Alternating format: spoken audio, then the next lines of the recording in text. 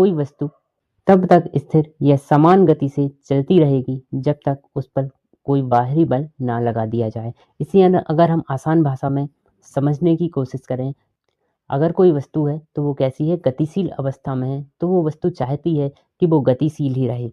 और यदि कोई वस्तु स्थिर अवस्था में है तो वो चाहेगी कि वो वस्तु जो है वो स्थिर अवस्था में ही रहे, मतलब वो अपनी अवस्था का विरोध करती है और अवस्था का विरोध करती है, इसी कारण से इसको कहा जाता है जड़त्व का नियम।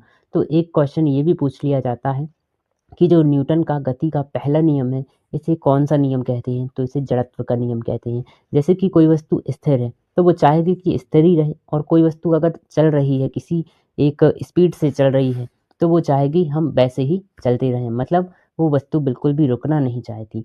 इसका और वो तब तक नहीं रुकती जब तक कि उस पे कोई बाह्य बल ना लगा दिया जाए।